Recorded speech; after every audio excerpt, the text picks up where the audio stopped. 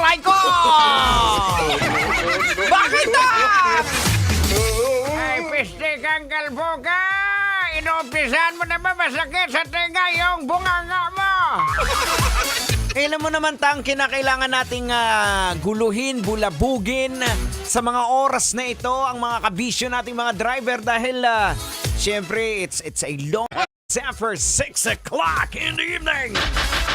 Welcome po dito sa programa EDSA. That's right mga kabisyo, ito po ang programang EDSA. Syempre pinangungunahan po niya ng apakatalino sa lahat. Ala nang iba pa, kundi si...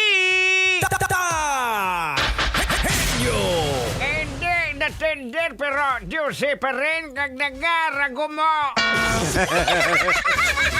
Siyempre mga kabisyo, kasama ni Ponyo abang lingkod, yours truly, the prodigy of Tanghenyo, Diego Bandido. Pag may buhok, kailangan pa bang i-memorize yan? Basic. Hindi po ako yan.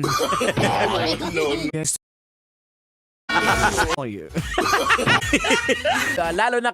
O siyempre, binabat maraming... Eh, piste ka, bakit di mo pinakilala yung apo ko? Ay, sorry naman! O nga pala, pasensya na. Duday, pasensya na. Medyo nadala lang si angko mo. O Duday, magpakilala ka na. Ayoko na! Kayo na, ikaw na bahala dyan! Gusto mo, ikaw na lang magprograma! Uncle Diego Bandido, ayoko na magsalita! Kalbo! Hoy! Huwag ka na magtampo, Duday! Medyo nadala lang ako eh. Ang bihira naman oh. Ako bahala sa'yo.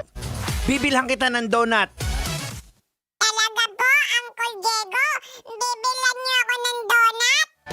Oo! Akong bahala sa'yo.